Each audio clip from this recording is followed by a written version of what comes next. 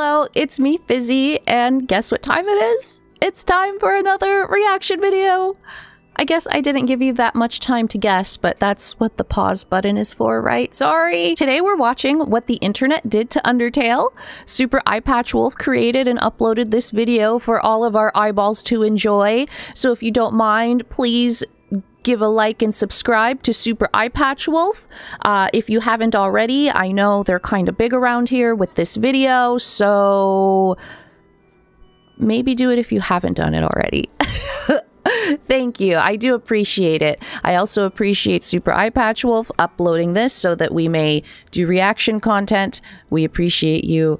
Thank you very much. It's been about 3 months since my last reaction video, and I had reasons for that. Not very good ones. Maybe reasons fueled by a touch of anxiety. When I uploaded my reaction videos for Deltarune and Undertale, and things revolving around Deltarune and Undertale, the YouTube algorithm decided that I liked watching lots of reaction content, and therefore started to show me lots and lots of Deltarune and Undertale reaction content. How do I put this? Fandom, communities based around video games, media, things like that, they're a delicate ecosystem. We all contribute to that ecosystem to make the community and the fandom flourish, and this is probably something that'll be touched on with What the Internet Did to Undertale, funnily enough. However, a good ecosystem requires balance, and when YouTube was showing me all those reaction videos for Undertale, Deltarune, like, I felt like maybe I didn't want to contribute to the oversaturation of an ecosystem. It could have also been the algorithm making me perceive an oversaturation. So I took a break. I decided to space out the videos a little longer, and then I just kind of didn't pick it back up until I was called out in the comment section. So I appreciate you. I'm not going to call out your YouTube user handle because it appears to be your first and last name, and I don't want to do that to you, but you know who you are, and I appreciate you giving me the little kick in the pants that I needed to possibly get going on this reaction content again. Again, if I do more videos, it's going to be very slow drip feed between my usual content, which is mostly Let's Plays. So again, I really appreciate your patience. Thanks for hanging in there with me, everyone. And now let's get ready for some Super Eyepatchwolf. Yeah, okay. Now, I've never watched this video before. I searched through the beginning of the video a little bit so that I could find a cool backdrop to sit ourselves down on while I talked for a little bit. So I'll just, oh, you know what? Last time I was taught some very useful YouTube navigation techniques. I'm still talking. I need to learn how to stop talking. I learned some navigation from the comment section in my last reaction video, so thank you guys. I'll be trying to use that this time, hopefully, maybe. We'll see. Wait, I can use the spacebar for this. Are you ready? Are you ready? I learned something. Oh, spacebar didn't work. Is it because I'm not clicked into the video? Released on the 15th of September 2015. Okay, let me start back over. Hold on. Please hold. Undertale is a tiny game. Released on the 15th of September 2015 and started life as a $5,000 Kickstarter. $5,000? And it's here you can see its creator Toby Fox's bewilderment. I wonder what Undertale and the Deltarune IPs are worth nowadays. I wonder if that's public information.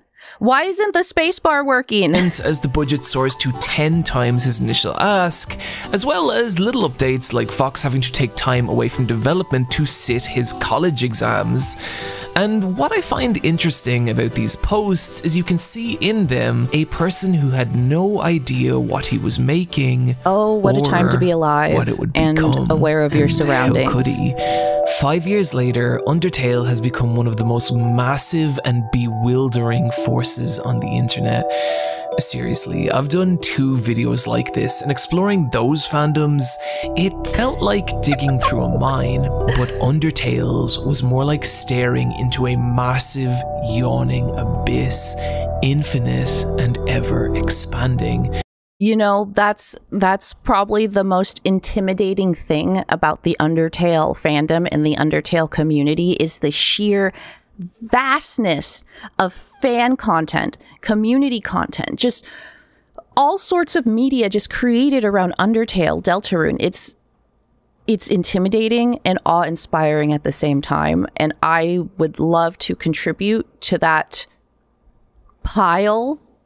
As derogatory as pile sounds, I would like to contribute to that pile of fandom in a productive way at some point in time. And I would just love to be someone who contributed in a positive way. Short story though, quick. I know, I'm sorry, I'm pausing a lot. I wasn't around when Undertale was coming up during the Kickstarter, when it released.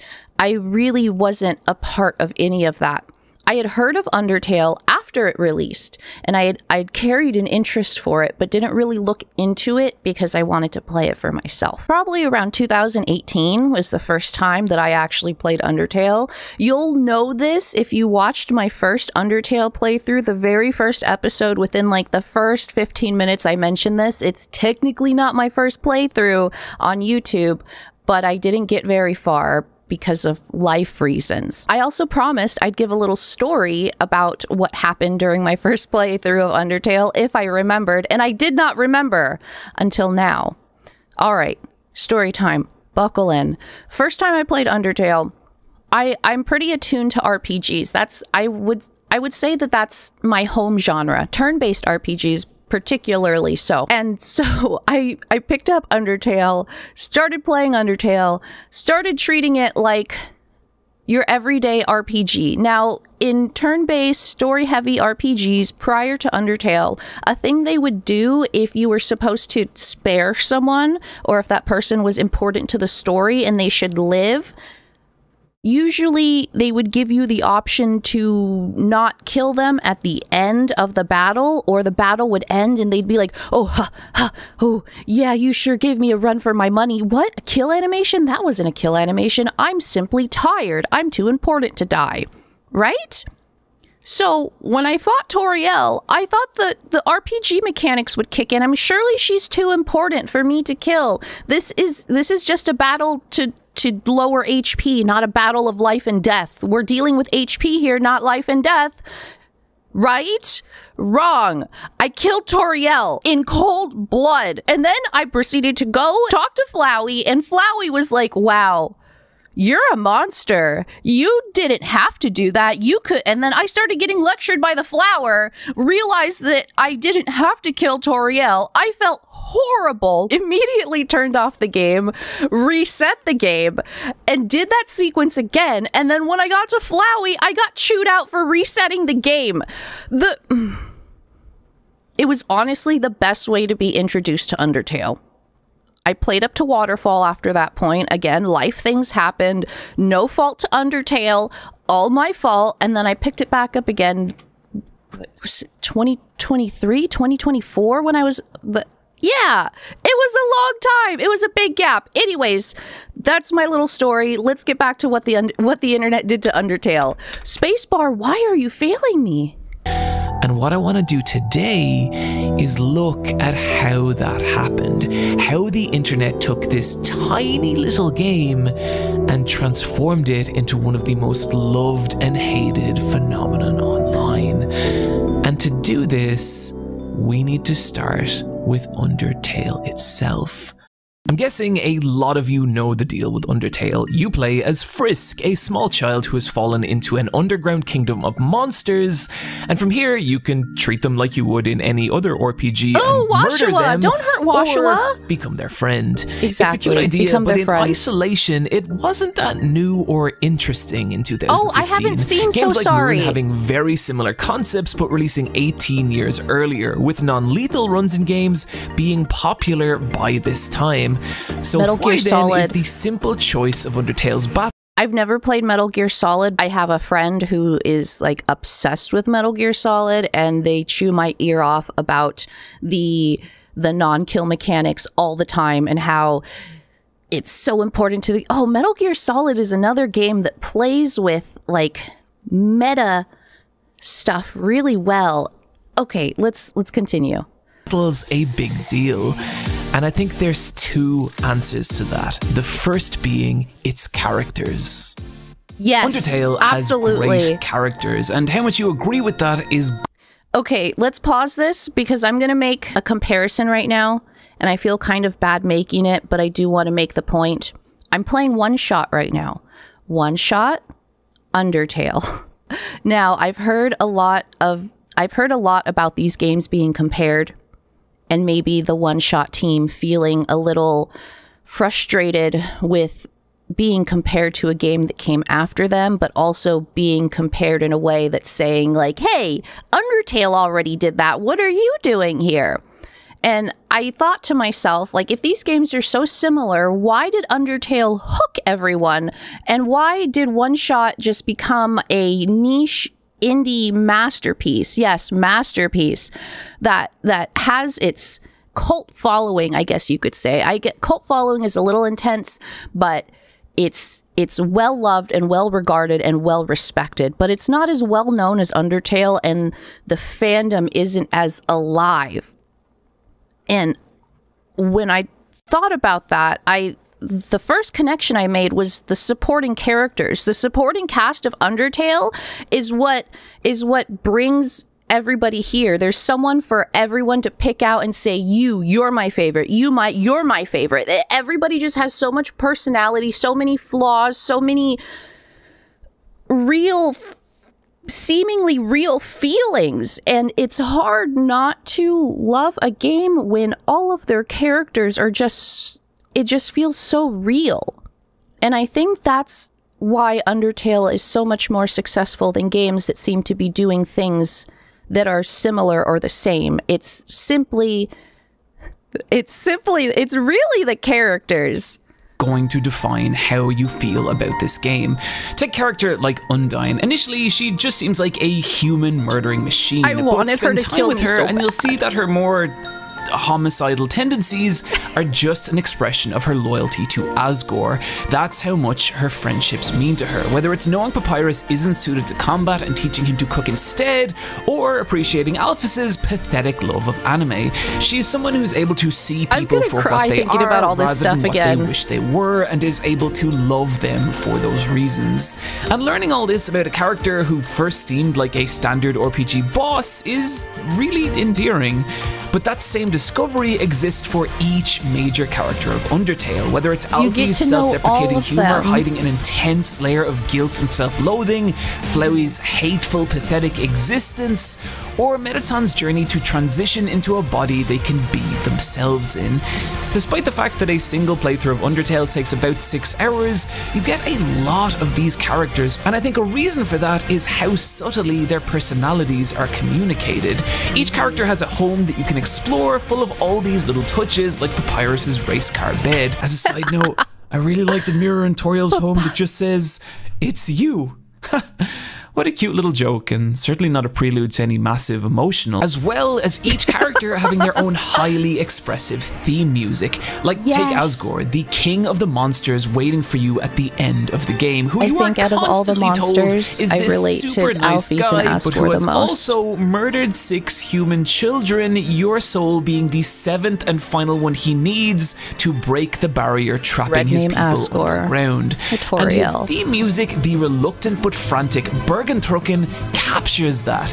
It is the sound of a good person trying to convince himself to do something awful for what he believes is the greater good. And that same level of expression can be found everywhere in the Underground, even in a lot of the really tiny little side characters. From Burgerpants, the nihilistic, vaguely unhinged fast food worker, to Muffet the Spider, who is about as adorable as you could make one of those abominable hell creatures, to Napstabloot, the depressed ghost, who at one point asks you to lie on the ground with him and listen to trance music. All the time. Oh my god, I don't know that I've ever related to a fictional character this much. And it all comes together to create this world of memorable little creatures. Why do I want to call you Onion-san? I don't remember what your name is. Yet have still managed to scrape together happiness in that.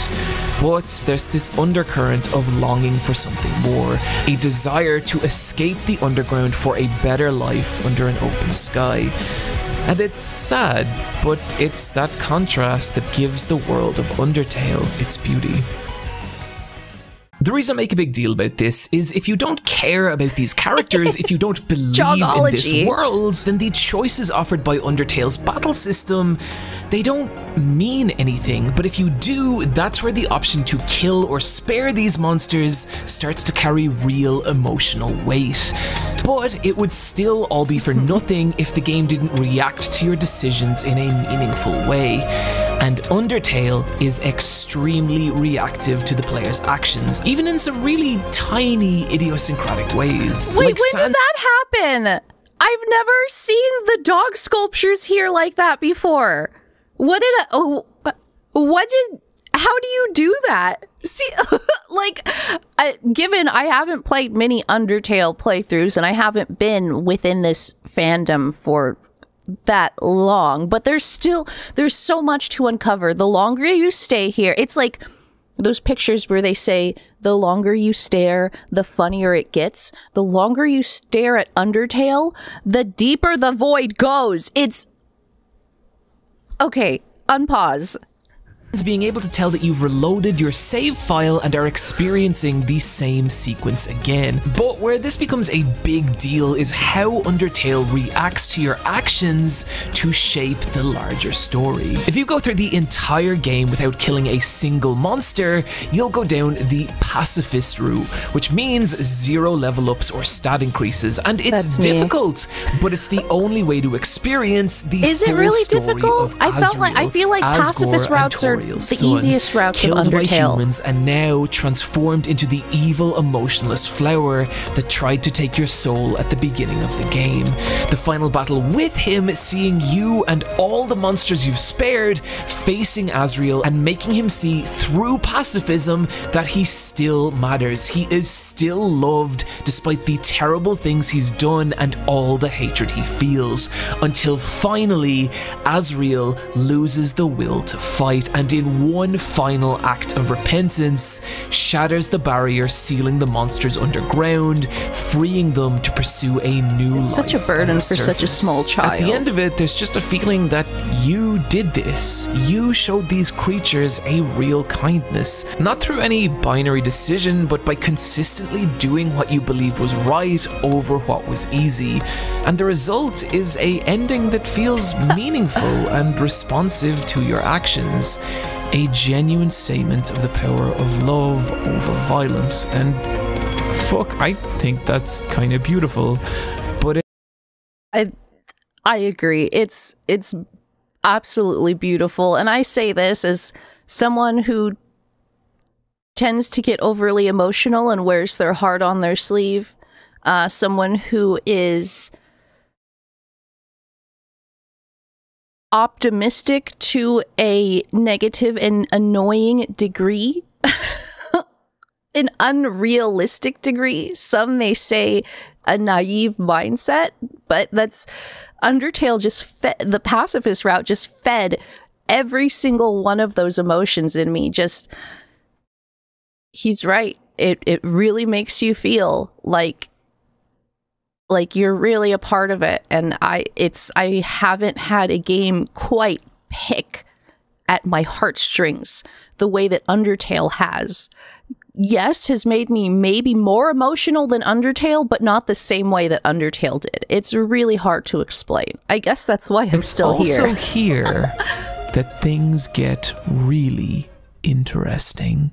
Very interesting. And you'll be met by Flowey, who warns you that there is one final threat to this world. You. You have given these characters the best possible life, and now you have the option to just walk away and let them be happy. Or you could reset the game and start again, ripping them from their ideal future. And what's interesting is he's not talking to Frisk the character, he's talking to you, the player. So why would you do this? Simple. Why do you do anything in any video game? To see what happens. And specifically, what happens if you kill every single monster in the underground. This is what takes you down the no. What I love about all these choices, the neutral, the pacifist, the genocide, it feels so natural for someone who plays games, someone who plays RPGs, someone who likes to explore, you know, those gamers. Mercy route, or genocide as it's come to be known online. I'm gonna call it no mercy from here, because otherwise YouTube might think that this is a very different kind of video than it is. No mercy runs are grueling. You have to walk back and forth. Sometimes I feel a little awkward calling it the genocide run too. Monster, and it can take hours. But it's like the entire time the game is asking you, is this really what you want? And as you do, the underground transforms into this haunting, empty place as the monsters flee from you, abandoning their homes and even leaving notes begging you not to hurt their family. It feels cruel, like you are some terrible, violent force in this world. The major encounters of the game changing to reflect that, and none more so than your battle with Undyne, who before the battle is mortally wounded trying to save a child from you. And just listen to the dialogue here. Deep, deep in my soul, there's a burning feeling I can't describe, a burning feeling that won't let me die. This isn't about monsters anymore, is it? If you get past me, you'll destroy them all, won't you? Undyne Monsters, just transcends humans, everyone. She transcends everyone's hopes, everyone's into dreams, the protagonist. She becomes the protagonist of the game during the genocide route. Hearts beating as one, and we all have one. She like transcends from an NPC into a playable character. No, whatever you are, for the sake symbolically. of the whole world, I, Undyne, will strike you down. I love how this speech plants you as a villain about to battle the true hero of this story. But what's really interesting is that line, human, no, whatever you are. Because you're not human, not in this world. Humans cannot control time. Humans cannot come back from the dead over and over and over. You are not human. You're a being that exists outside this fictional reality. You are a person playing a video game. I didn't catch that. Massive power over this world and every character in it, illustrated by the battle that follows. Undyne is now dramatically more sheer powerful force and of will made her anything you come to that realization. But for as grueling as this fight is, it's not a fair one, because each time you die, you can just reset, respawning at the last save point, and with each new attempt, your muscle memory strengthens as you learn the patterns of her attacks, rendering them useless. You are growing. She is not. She can defeat you an infinite number of times and it doesn't matter. You just need to kill her once and it's over. You are not two equals engaging in a fair contest. You are an actual person in the real world, using every advantage you have to defeat a fictional video game character. And this fight shows the inherent unfairness of that. And Undertale and Deltarune will never not make me feel bad about Remember myself. the moment where Sans knows you've reset your save file? This happens because each time you reload a save, that is canonical. It is the player manipulating the timeline of this world. Something that becomes even more apparent when later in a No Mercy run, Flowey tells you that he used to have the same power that you do. He used to have the ability to reset the timeline of this world, how he used it to do everything. He saved everyone, he killed everyone over and over until the people of this world to him became nothing but sets of numbers and lines of dialogue, like characters in a video game. And that power is what made Flowey so pathetic and cruel. But at this point, you're the same as he is. You've destroyed the lives of creatures much weaker than you are just to see what happens. And that realization is chilling. But this is the strength of Undertale. It presents you with a choice through its battles, gives that choice meaning through its world and characters, and consequence in how the game reacts to your decisions. Your choices, your actions, your consequences. I think that's another reason why Undertale really speaks to me. Actions, consequences, choices. I'm obsessed with seeing how those all fall together, how all the pieces fall in place, and they don't just make it about your actions and your consequences and your choices. It's about Asgore's actions and Asgore's consequences and his choices, and Alfie's and Toriel and Sans and Papyrus. It's about all of the choices that they've made, and what put them here to be in this timeline during this point is just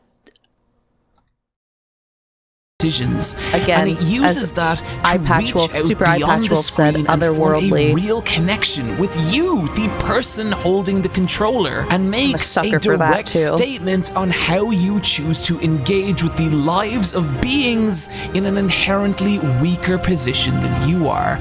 And at its best, that's a powerful personal experience, and why I think people react to this game the way they do. And oh boy, do people react.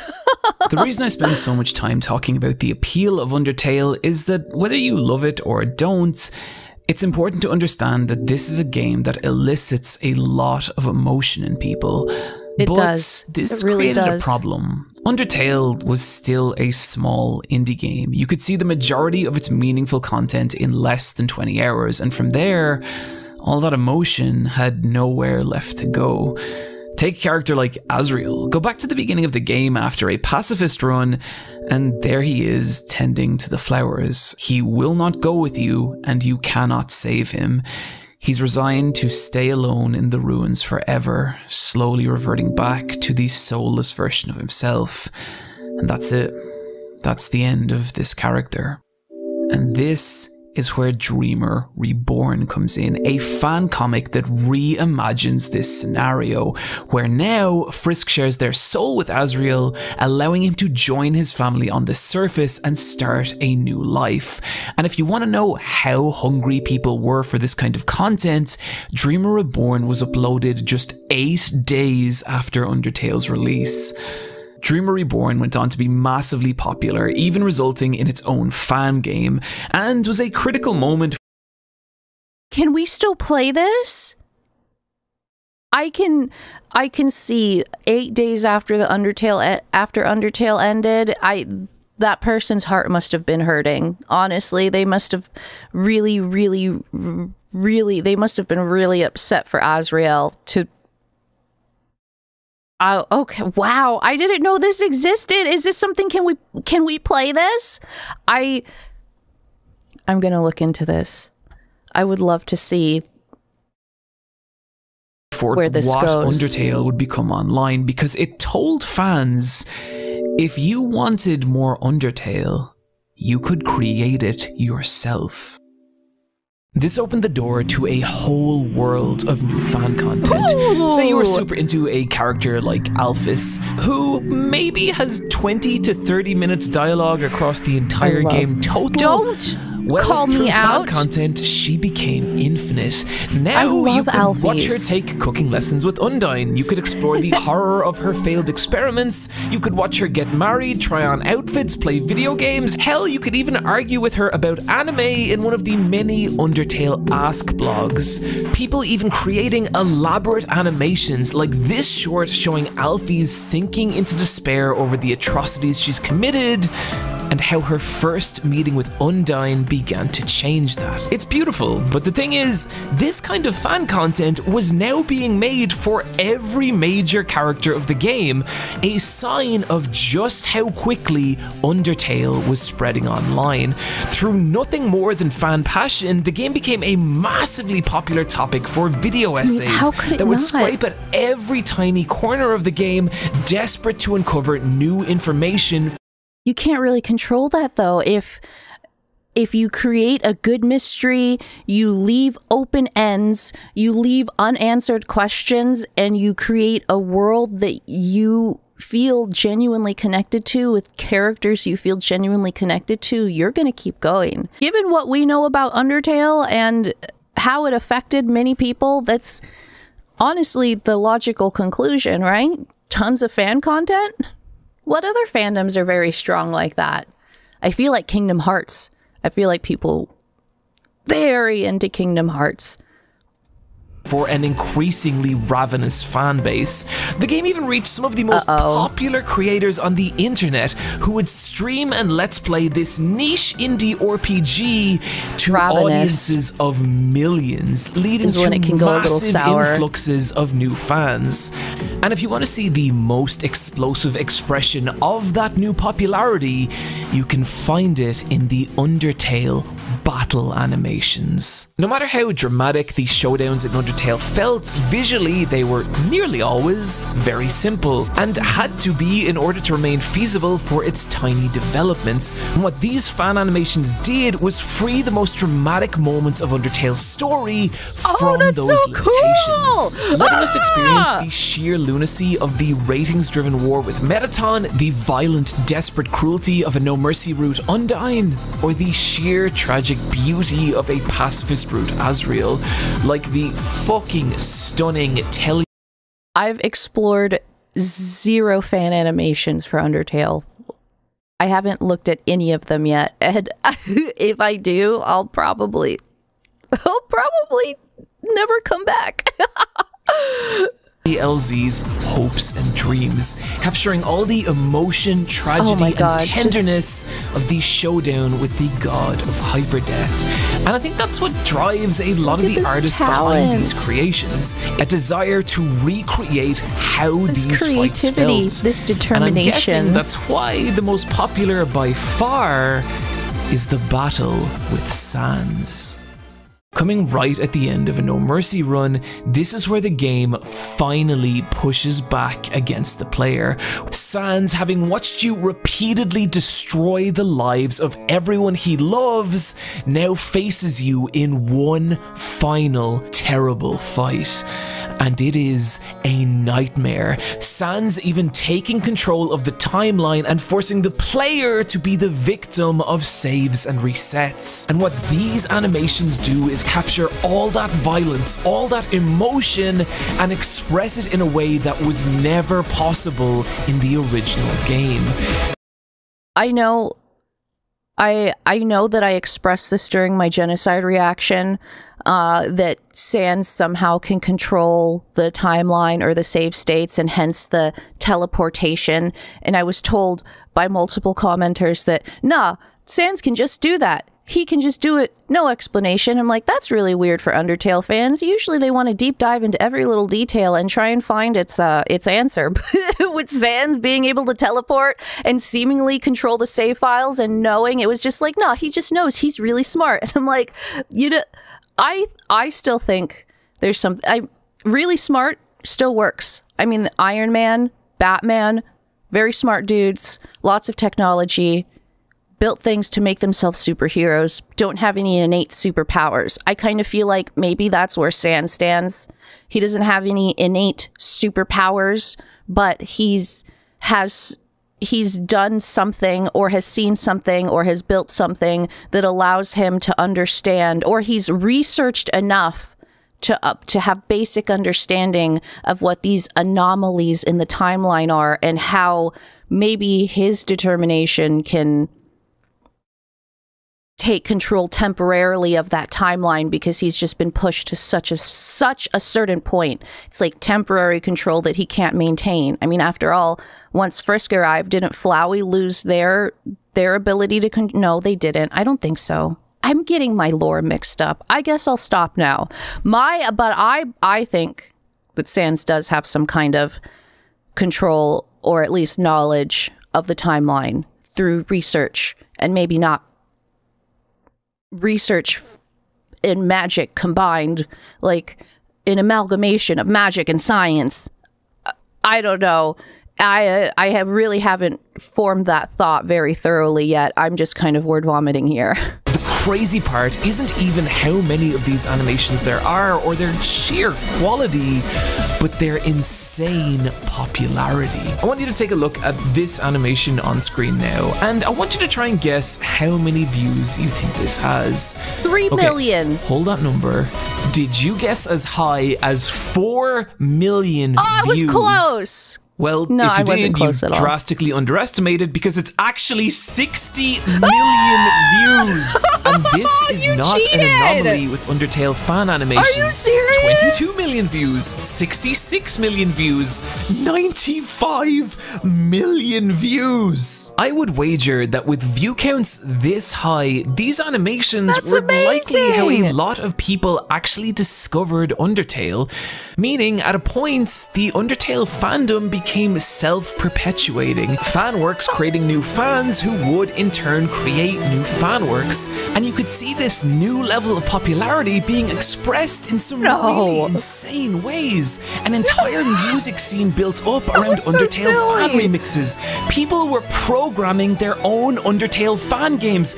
Kenny Omega even main evented Wrestle Kingdom 13 to Undertale entrance music. I swear to God, this is a big deal.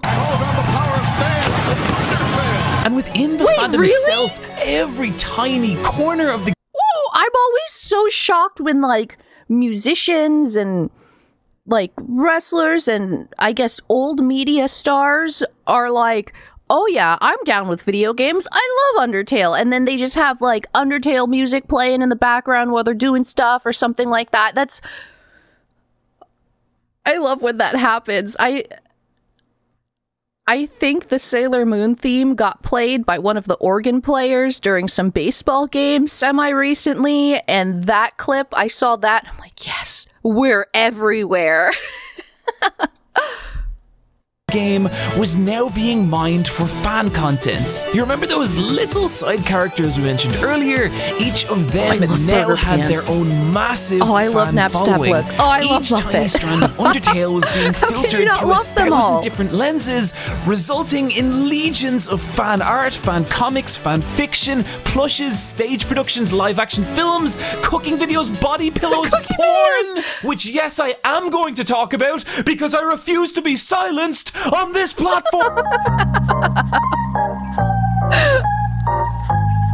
Resulting in a profound sexual awakening, the likes of which I never thought I'd experience. My point here is that from the little carrier bird and waterfall to the bench quiche, each tiny strand of Undertale was being magnified 1,000-fold and given new life online. And if you want to see how minute this gets, look no further than W.D. Gaster. If a fictional character could win an award for appearing in a piece of media the least, but inspiring the most fan content, Gaster would win that award. His existence is only suggested in a handful of easily missable moments throughout the game. The Royal Scientist before Alphys, your odds of actually encountering him are tiny, dependent on a randomly assigned number at the start of your game from 1 to 100. My fun event gave me Clam Girl. If that Girl. number happens to be 66, a mysterious grey room appears 10% of the time, which may contain a character sprite. I just realized those are the same grey doors in Delta Traveler. Meaning he only appears in roughly 1 out of 1,000 playthroughs. And yet he is a massively popular character in the fandom, appearing in innumerable fan comics, fan fiction, a fully playable boss battle, as well as fan animations, the most popular of which has 45 million views. 45 million views! And if it's starting to make sense why I call Undertale's fandom an abyss, oh buddy, we're just getting started.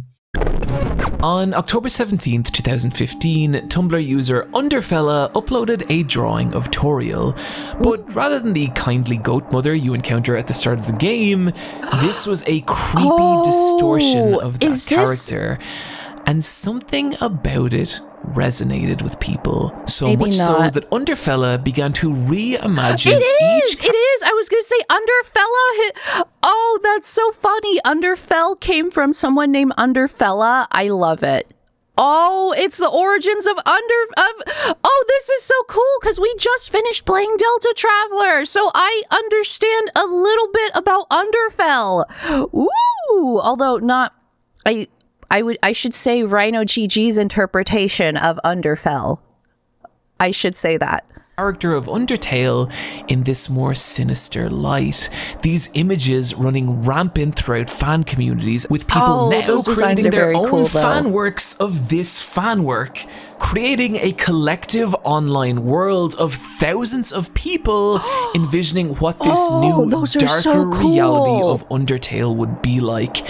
And this was the birth of Underfell, one of the first massively popular Undertale alternate universes, or AUs. I have legit seen full-blown AAA games with lesser followings than Underfell, to the point that it's difficult for me to even convey how massive it is. This art is so I'm going to be using a very specific example. This is what happens when I type Underfell remix into YouTube, and just look at all the results. These are all soundtracks for a game that does not exist, except it kind of does. There are multiple fully developed Underfell fan games, along with all the other weird shit you'd expect from any property with a massive fan following. All this dark, edgy shit, not for weird reasons. Not for weird reasons. For normal reasons. But I think the appeal is deeper than that. But Undertale was at a point where every tiny part of it had been memeified 1,000 times over, and so the only option left was to break these characters free from that canonical limitation. And so, like a remix of a song you love, Underfell let fans re-experience them all over again, and in doing so, making them personal, specific, and limitless. Oh, and if you're breaking them free from the bonds of characterization, are we? You know what? I support that. I know a lot of people feel very strong about characters being poorly characterized outside of fan works, and I think that as long as the fan work is aware of the poor characterization, I like it. Okay, listen, I used to read fanfics, okay? I spent a lot of time as a teenager reading fanfics. Maybe I do it every so often now when I get the itch, but I quit, okay? I used my little fanfic patches. I got my fix. I'm done. I don't touch the stuff anymore. I do. I'm sorry. It's a lie. I do sometimes, and there's nothing wrong with reading fanfics.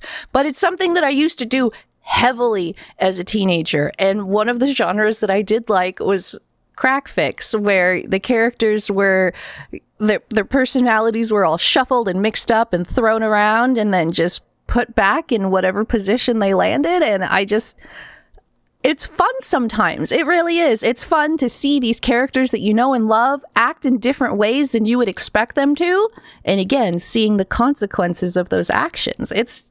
Wondering why I referred to Underfell as one of the big Undertale AUs?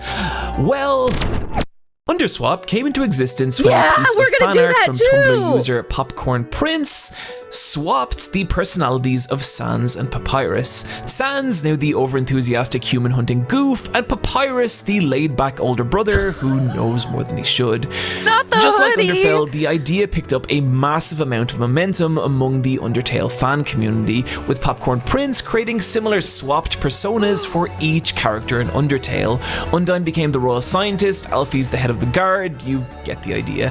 However, whereas Underfell imagines a dangerous, more violent Undertale, Underswap is kind of the opposite, often depicted as a softer, more peaceful reality that tends to focus more on slice-of-life style stories. And like Underfell, it is huge! A DeviantArt Underswap search yields 37,000 results! That same remix test from earlier, that works for Underswap too! There is a massive community still producing content to this day, and it's just crazy to me that there could be two massively popular Undertale AU.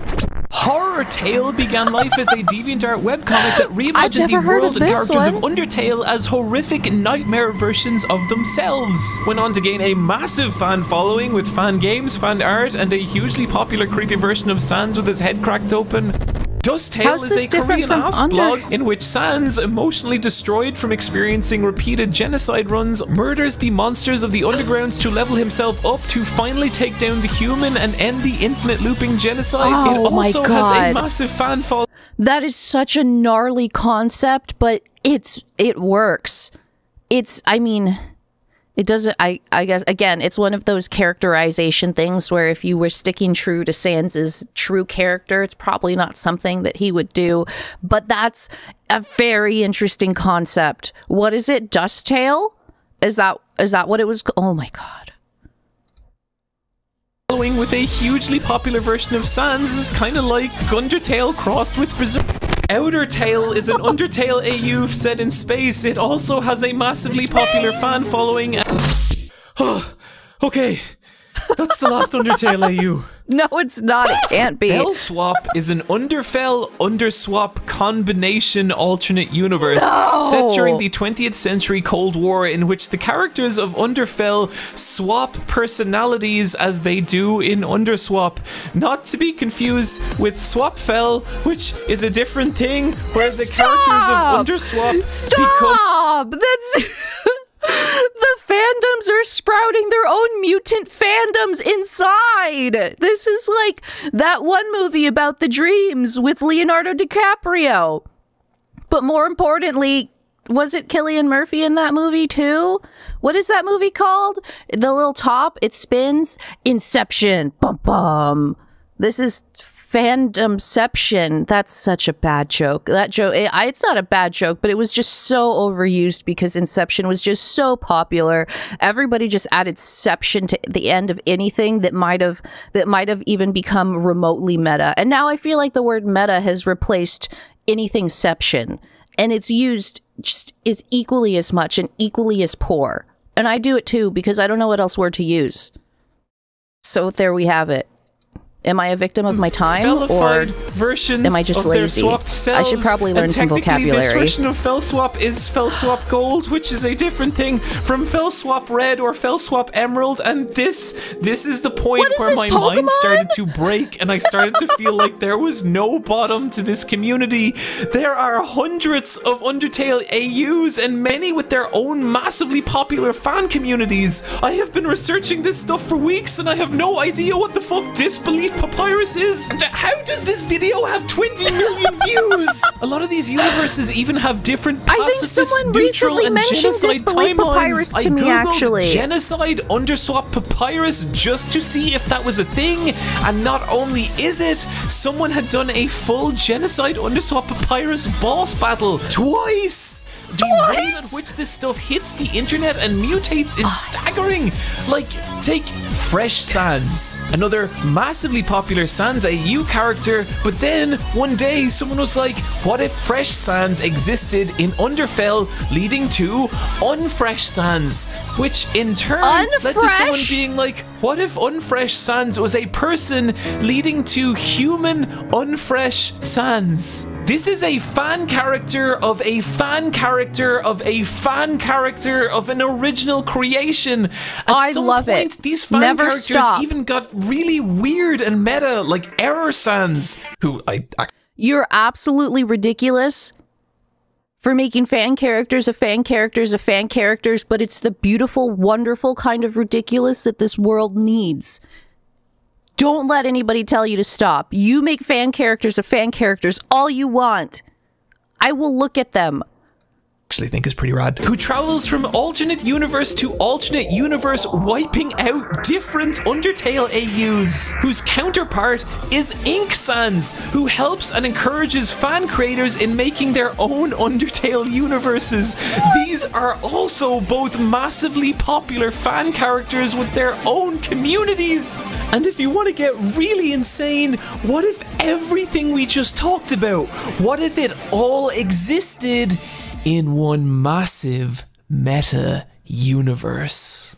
Underverse is a multi-hour-long animated web series that combines all the different Undertale AUs into one gargantuan meta storyline, featuring popular fandom characters like Core Frisk, Underswap Papyrus, Ink Sands, Error Sands, Fresh Sands, Fell Sands, Nightmare, Dream, Cross Sands. That last one being the Sands of the Crossverse, the prequel series to Underverse that focuses on the story of Frisk and Kara, two brothers who have to watch their own universe repeatedly reset by Cross Gaster as he tries over and over to recreate his own Undertale AU. This is an alternate universe about making alternate universes. And you want to know the absolutely fucking crazy part?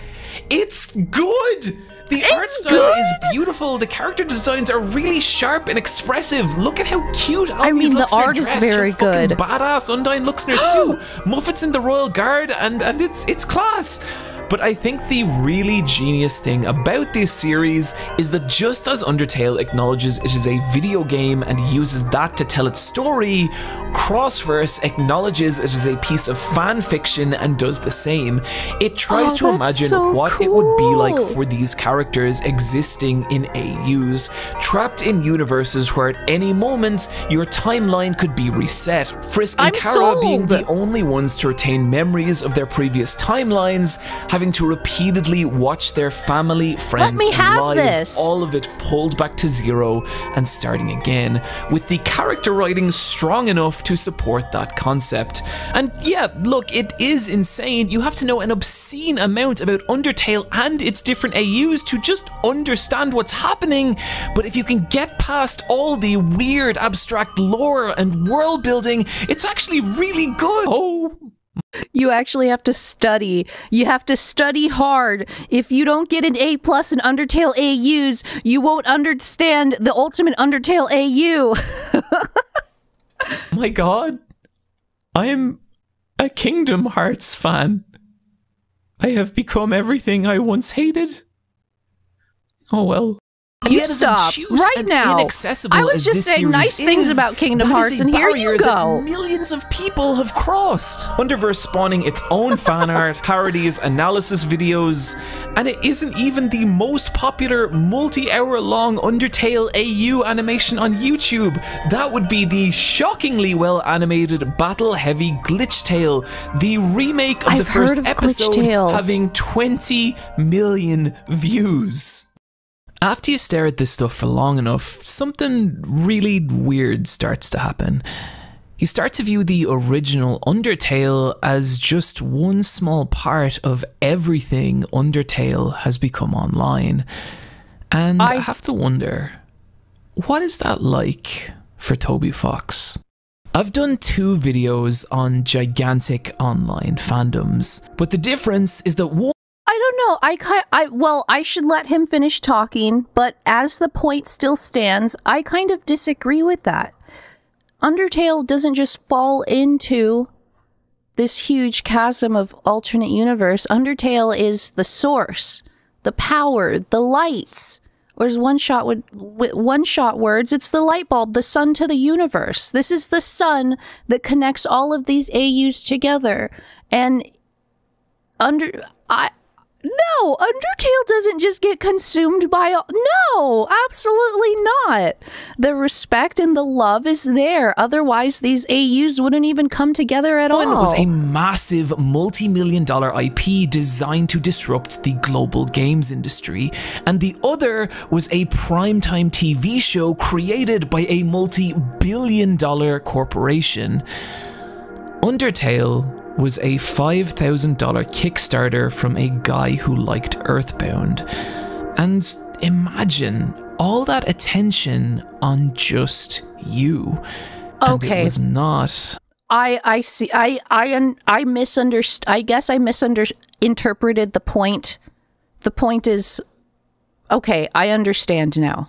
And yeah, that must be a massive amount of pressure. I've seen somewhere that Toby doesn't engage with any of the fan content and like completely and totally compartmentalizes it and then tucks it away somewhere, doesn't look at it, doesn't see it, doesn't engage with it, just so that it doesn't, because Deltarune isn't even done yet. So how do you think he would feel if, like, let's say Delta Traveler gets really popular? Well, let's say, okay, Des, for example, everybody has more or less a vision of what death looks like.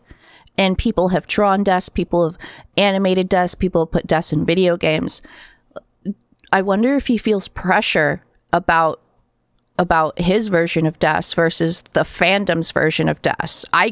So yes, sorry, Super Eye Patch Wolf. I jumped to conclusions. I understand what point you're trying to make now, and yes, absolutely. That must be a whole lot of pressure for Toby Fox. All positive. Undertale fans were now everywhere, flooding every message board and social media feed, and they were going to make themselves heard. Just 2 months after Undertale's release, it was voted the best game of all time in a 2015 GameFAQs poll, beating out many titles that had for years defined what games were. And this was the beginning of a massive backlash from the wider gaming audience, with Undertale cringe compilations and other videos ridiculing the game and the people who loved it. And not helping were the reports of bullying and harassment from within the fandom itself. I guess I can understand conflict within the fandom. Emotions run high.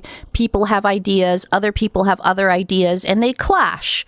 Okay, it happens. We have to learn to be civil. What I don't understand is that when people from outside of the fandom, I've never watched, let's say I'm a person who's never interacted with Undertale at all, but I see a lot of Undertale, and it's in my feed, and it's everywhere. I'm like, okay, I guess that's a little annoying. I have no interest in Undertale. But why would you then take the extra step to start interacting with all of this content and making your own content about something that you don't even like?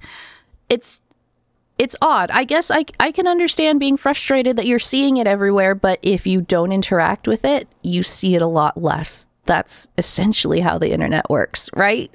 Like you were standing over there, infamously cancelling his Let's Play after just 2 I did episodes. Hear about this. So negative was the backlash to his No Mercy run, with that's other really bizarre disappointing incidents, like one that took place at a Taiwanese convention in which a popular fan artist was injured after she was given a cookie with a needle baked into it. You're gonna find stories like this from any community that grows large enough. But this was the level that this niche indie RPG had now reached.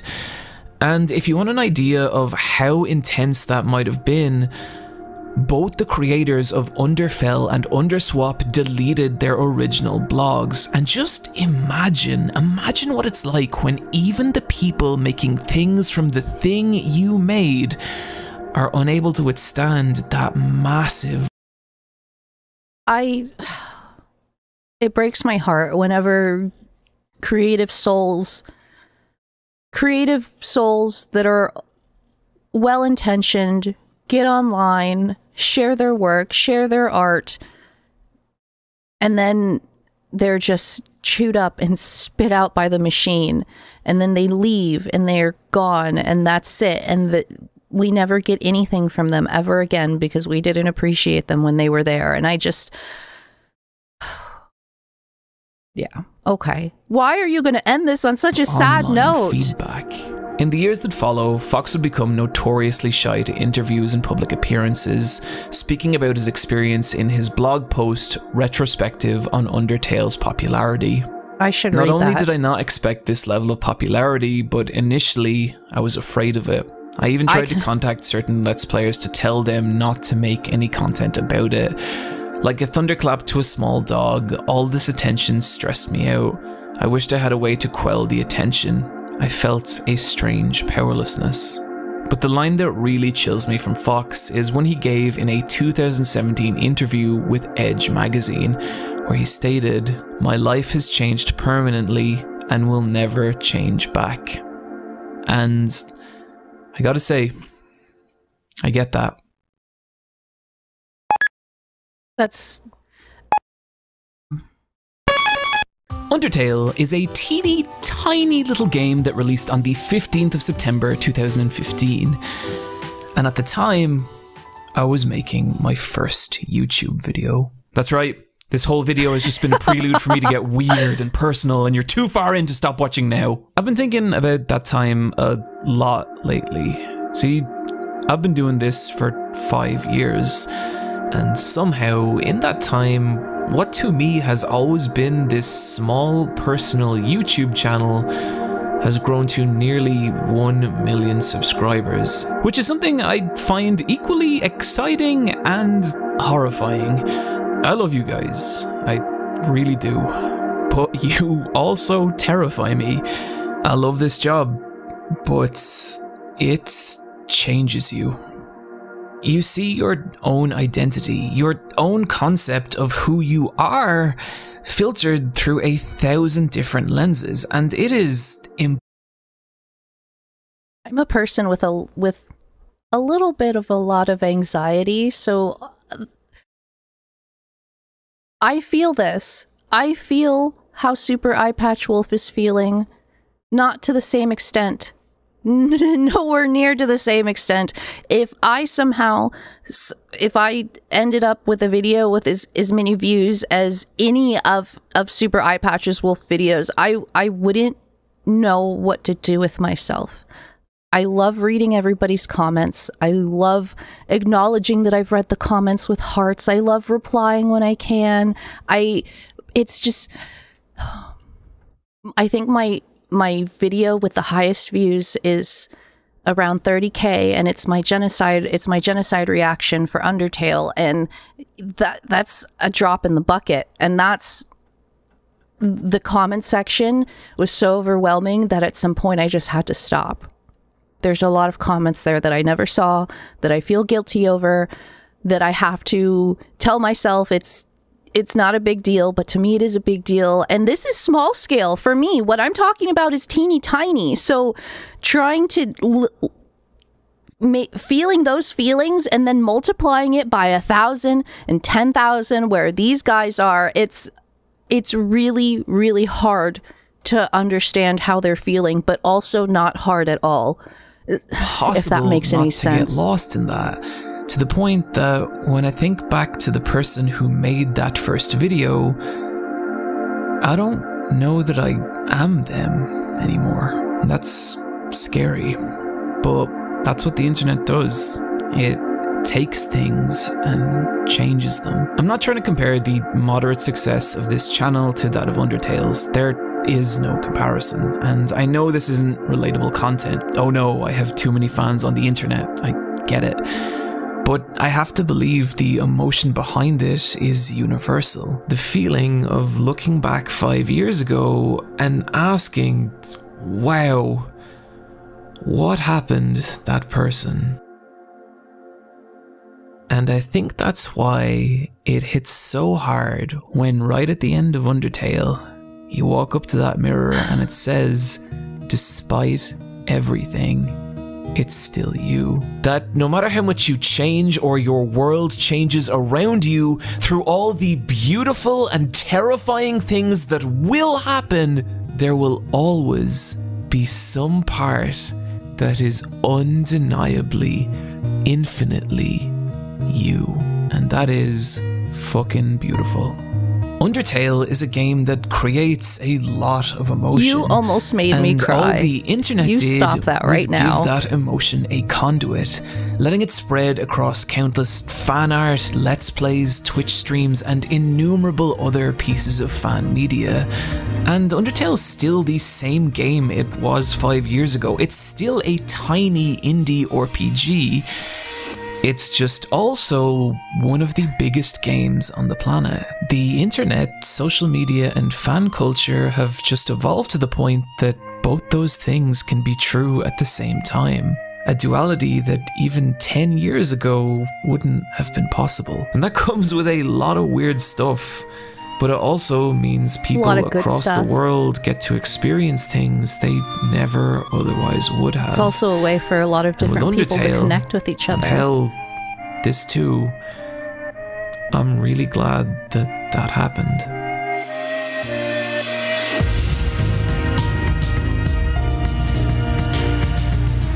Friends, thank you for joining me today. I really hope you had a good time with this one. If you did and want to help me create more like it, you can do so over at patreon.com. I didn't know what the tone was going to be, where for a single dollar you can join me for our Discord anime watch parties, video diaries for each video, and see your name with these beautiful people. With the title of the video, and the fact that this person isn't explicitly an Undertale creator, the opinion could have been anywhere.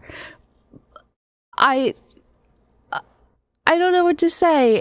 That was a very meaningful watch, and I am very grateful to those of you who recommended watching this. It only has strengthened my resolve to explore as many aspects of the Undertale fandom that is possible.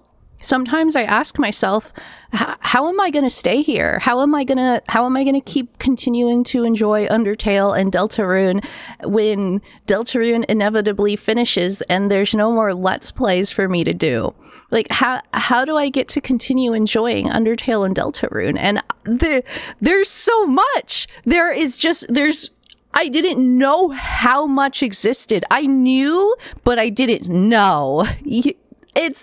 Oh, okay. Thank you all for being here. Thank you for joining me. Thank you for accepting me into this fantastic community.